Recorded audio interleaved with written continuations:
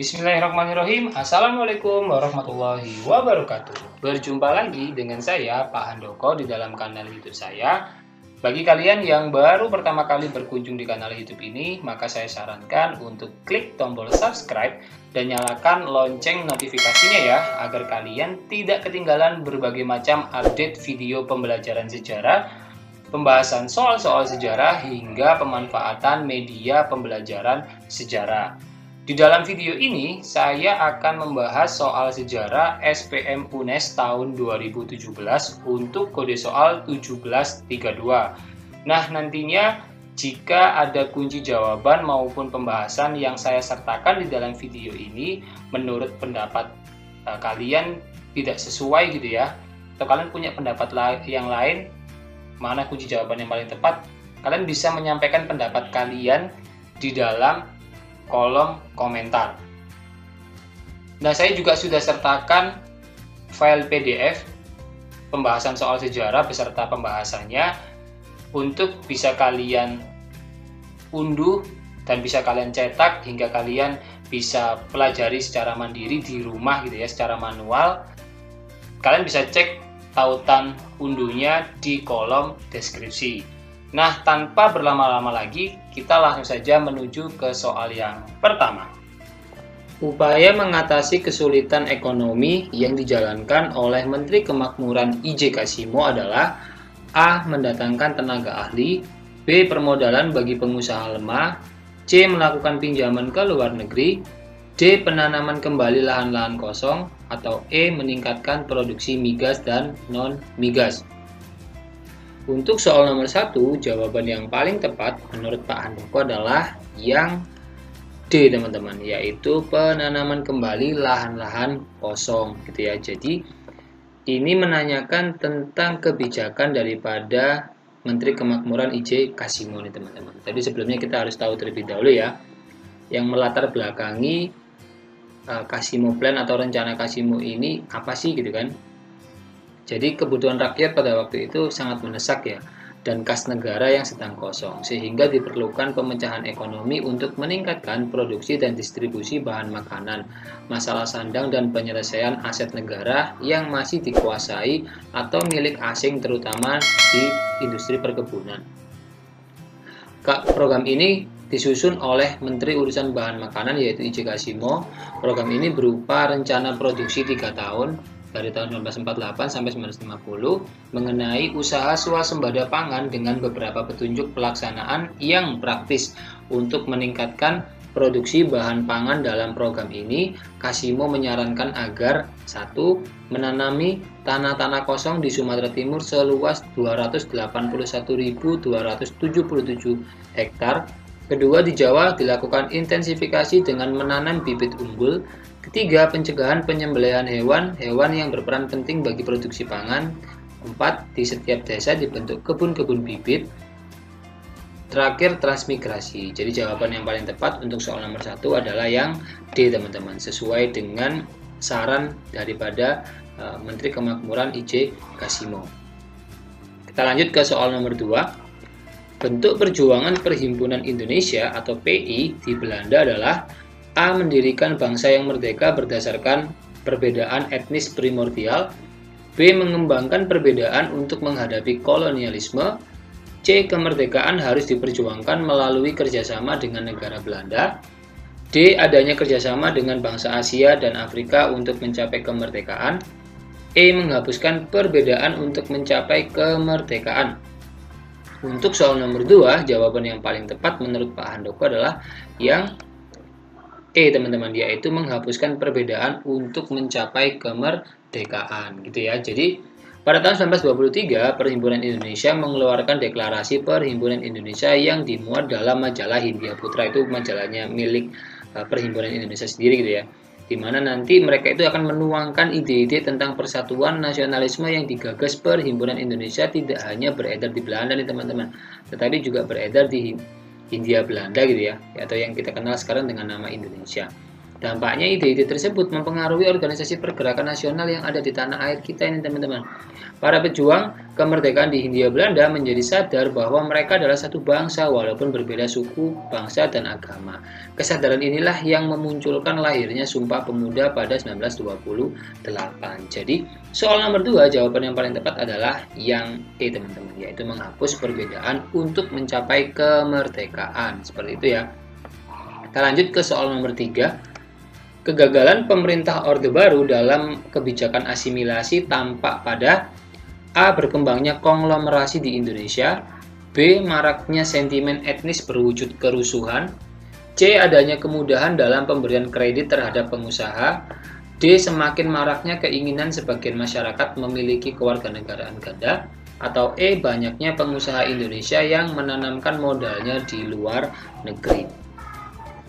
Untuk soal nomor 3, jawaban yang paling tepat menurut Pak Handoko adalah yang B teman-teman, yaitu maraknya sentimen etnis berwujud kerusuhan gitu ya.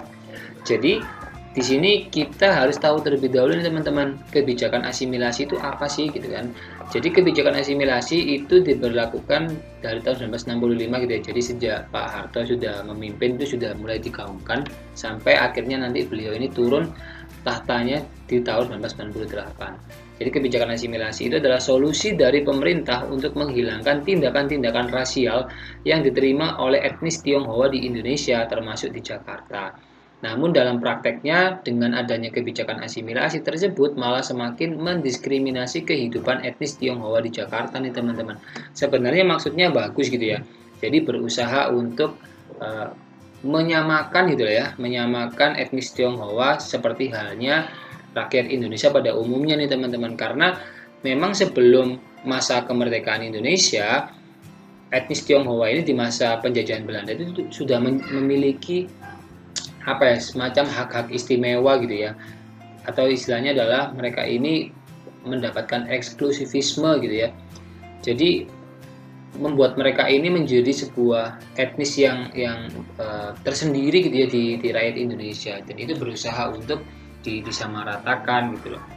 Nah, maksudnya bagus tapi ternyata dalam perkembangannya gitu ya justru malah mendiskriminasi kehidupan etnis Tionghoa di Jakarta nih teman-teman. Dan puncaknya adalah ketika terjadi kerusuhan di tanggal 13 sampai 14 Mei 1998 nih teman-teman, di mana itu menjelang keruntuhan pemerintahan daripada Orde Baru gitu ya. Jadi tidak saja bagi keturunan Tionghoa nih teman-teman, bagi masyarakat Jakarta juga gitu ya, karena di situ nanti akan terjadi penjarahan, terjadi kerusuhan yang nanti salah satu etnis yaitu etnis Tionghoa menjadi korbannya nih teman-teman. Nah, hal ini itu menunjukkan bahwa masih rentannya hubungan sosial antara masyarakat setempat dengan keturunan Tionghoa. Jadi untuk soal nomor 3 ini jawaban yang paling tepat menurut Pak Handoko adalah yang maraknya sentimen etnis berwujud kerusuhan. Itu adalah bukti daripada kegagalan daripada kebijakan asimilasi itu ya. Kita lanjut ke soal nomor 4. Kebijakan politik pada masa pemerintahan Presiden Megawati Soekarno Putri adalah A. Penghapusan dui fungsi TNI, B. Melakukan fusi partai politik, C. Pemilihan presiden secara langsung, D. Melakukan referendum di Timur Timur, E. Melakukan amandemen terhadap UUD Negara Republik Indonesia tahun 1945. Untuk soal nomor 4, jawaban yang paling tepat menurut Pak Handoko adalah yang C teman-teman, yaitu pemilihan presiden secara langsung gitu ya. Jadi Megawati Soekarno Putri itu terpilih sebagai presiden pada tahun 2001 gitu ya. Ia menggantikan pemerintahan Abdurrahman Wahid atau yang kita kenal dengan nama Gus Dur yang menjabat mulai tahun 1999. Presiden Megawati Soekarno Putri menjadi presiden perempuan pertama di Indonesia nih teman-teman.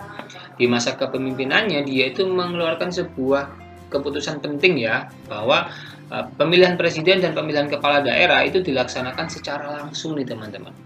Jika sebelumnya itu dilakukan secara tidak langsung gitu ya, dipilih berdasarkan DPR gitu ya, kemudian pemilihan presiden dan wakil presiden secara langsung itu diputuskan saat sidang tahunan umum MPR RI Agustus 2002 melalui amandemen 4 Undang-Undang Dasar Negara Republik Indonesia tahun 1945.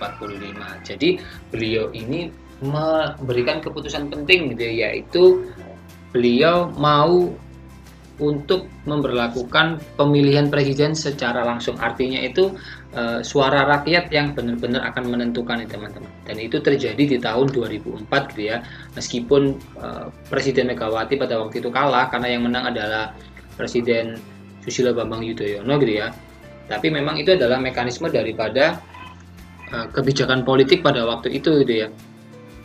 Nah, kalau untuk yang A, penghapusan dari fungsi TNI itu kurang tepat karena ini adalah pada masa Habibie. Kemudian kalau fusi partai politik itu pada masa Orde Baru, zamannya Pak Harto. Melakukan referendum di Timur Timur ini zamannya Pak Habibie. Dan yang E ini melakukan amandemen terhadap Undang-Undang Negara Republik Indonesia tahun 1945 ini pada masa Habibie juga gitu ya. Jadi untuk soal nomor 4, jawaban yang paling tepat adalah yang pemilihan presiden secara langsung. Kita lanjut ke soal nomor 5. Pendapat Peter B.R. Carey bahwa kemerdekaan Indonesia diperoleh tidak dengan piring emas, akan tetapi dengan terik matahari, menunjukkan sejarah memiliki guna A. Inspiratif, B. Instruktif, C. Edukatif, D. Rekreatif, atau E. Politik. Untuk soal nomor 5, jawaban yang paling tepat menurut Pak Handoko adalah yang A teman-teman, yaitu inspiratif gitu ya. Jadi di dalam pendapatnya Peter Carey ini, yaitu seorang sejarawan yang meneliti tentang sejarah Diponegoro, beliau ini mengatakan bahwa kemerdekaan Indonesia diperoleh tidak dengan piring emas tetapi dengan terik matahari. Artinya bahwa kemerdekaan negara kita pada masa itu tidak gampang diraih dan dibutuhkan perjuangan yang berdarah-darah sampai pada kemerdekaan dan memiliki kedaulatan. Dari penjajahan Spanyol, Inggris, Belanda, masa pergerakan nasional hingga pendudukan Jepang, agresi militer Belanda 1 dan 2 menunjukkan bahwa perjuangan bangsa yang relatif panjang dan beraneka ragam membuat suatu inspirasi bahwa kita harus bisa memperjuangkan hak yang harus kita capai. Proses kemerdekaannya membawa nilai inspiratif di dalamnya. Pak, kok bukan edukatif? Bukannya itu juga memberikan pembelajaran gitu ya kepada generasi sekarang? Iya, tetapi kondisinya adalah kita itu tidak sedang dalam kondisi yang dijajah nih teman-teman gitu ya. Jadi bedanya di situ ya letaknya. Jadi kalau edukatif itu memang memberikan pembelajaran bagi generasi sekarang yang mempelajari sejarah, tetapi karena kondisinya sekarang kita itu sudah menjadi bangsa yang merdeka nih teman-teman. Jadi kan kita tidak bisa menerapkan nilai-nilai itu secara apa ya, sesuai dengan kondisi pada masa sebelumnya. Jadi itu lebih mengarah ke inspiratif gitu ya, bahwa ketika kita ingin mendapatkan sesuatu, kita punya tujuan gitu ya, punya cita-cita, maka kita harus sepenuh hati, kita juga harus benar-benar mengorbankan apa yang memang bisa kita korbankan untuk mendapatkan cita-cita kita. Seperti itu teman-teman. Untuk soal nomor 5 ya, jawaban yang paling tepat adalah yang inspiratif. Oke, kita lanjut ke soal nomor 6. Upaya Sultan Agung Tirtayasa menandingi perkembangan Bandar Agung VOC di Batavia adalah A. Menjalin kerjasama dengan Kerajaan Malaka sebagai pintu masuk perdagangan di Nusantara, B. Melakukan blokade terhadap kapal-kapal dagang dari Maluku dan Tiongkok, C. Melarang pedagang dari Inggris, Perancis, dan Denmark berdagang di Batavia, D. Menjalin kerjasama dengan Siam, Persia, dan India, E. Menyerang kapal-kapal dagang VOC. Untuk soal nomor 6, jawaban yang paling tepat menurut Pak Handoko adalah yang E teman-teman, yaitu menyerang kapal-kapal dagang VOC gitu ya. Jadi upaya yang dilakukan Sultan Agung Tirtayasa untuk menandingi perkembangan bandar perdagangan VOC di Batavia, yaitu yang pertama melakukan serangan-serangan terhadap VOC, dua mengundang para pedagang Eropa seperti Inggris, Prancis, Denmark, dan Portugis, serta mengembangkan hubungan dagang dengan negara-negara Asia seperti Persia, Benggala, Siam, Tonkin, dan Cina, guna memulihkan posisi Banten sebagai bandar perdagangan internasional sekaligus menandingi perkembangan VOC di Batavia. 3. Sultan Agung Tirtayasa mengirim beberapa pasukannya untuk mengganggu kapal-kapal dagang VOC. 4. Melakukan perusakan terhadap beberapa kebun tanaman teh tebu milik VOC guna memberi tekanan dan memperlemah kedudukan VOC. Terakhir, mengorbankan semangat anti VOC. Jadi dari pembahasan yang Pak Handoko berikan di sini, yang paling sesuai adalah yang menyerang kapal-kapal dagang VOC gitu ya. Ini sesuai dengan pembahasan di poin ketiga. Oke, kita lanjut ke soal nomor 7. Strategi penyatuan wilayah Nusantara oleh Kerajaan Sriwijaya adalah A. Menguasai wilayah strategis jalur perdagangan, B. Menguasai wilayah penghasil komoditas perdagangan, C. Menjalin kerjasama dengan kerajaan-kerajaan besar di Jawa, D. Memasukkan daerah yang tidak memiliki penguasa sebagai wilayahnya, E. Menaklukkan wilayah yang dikuasai kerajaan-kerajaan India dan Kamboja. Untuk soal nomor 7, jawaban yang paling tepat menurut Pak Handoko adalah yang A, teman-teman, yaitu menguasai wilayah strategis jalur perdagangan. Jadi di sini kan pertanyaan adalah strategi gitu ya, bagaimana Sriwijaya itu mengintegrasikan wilayah Nusantara nih, teman-teman. Jadi Sriwijaya itu merupakan kerajaan besar yang dikenal sebagai kerajaan maritim, pusat aktivitas perdagangan dan pusat penyebaran agama Buddha. Sejak abad ke-7, kerajaan Sriwijaya telah menguasai jalur perdagangan dan pelayaran di Selat Malaka. Luasnya wilayah kerajaan Sriwijaya saat itu dapat dikatakan bahwa kerajaan Sriwijaya merupakan negara nasional pertama di Nusantara. Letak kerajaan Sriwijaya yang strategis dalam jalur lalu lintas perdagangan internasional mendorong kerajaan ini mengandalkan sektor perdagangan dalam kehidupan ekonominya, teman-teman. Jadi di sini jelas ya bahwa Sriwijaya itu menguasai jalur perdagangan dan pelayaran di Selat Malaka nih, teman-teman. Jadi di sini strategi yang dilakukan oleh kerajaan Sriwijaya adalah menguasai wilayah strategis jalur perdagangan karena sesuai dengan predikat daripada kerajaan Sriwijaya sebagai kerajaan maritim yang mengandalkan perdagangan. Seperti itu teman-teman, jawaban yang paling tepat untuk soal nomor 7 ini adalah yang A gitu ya. Wah, tidak terasa kita sudah berada di penghujung video pembelajaran ini, teman-teman. Jika kalian ada pertanyaan seputar materi ini, kalian dapat menuliskannya di kolom komentar atau kalian juga bisa menanyakan hal itu kepada saya melalui kontak medsos ini ya. Saya ucapkan terima kasih bagi kalian yang telah menonton video ini hingga akhir. Jika kalian merasa video ini bermanfaat, jangan lupa bagikan video ini kepada teman-teman kalian ya, agar kebermanfaatan itu tidak hanya berhenti di kalian saja. Dan juga jangan lupa untuk klik subscribe dan like video ini. Akhir kata, Assalamualaikum warahmatullahi wabarakatuh. Salam Historia.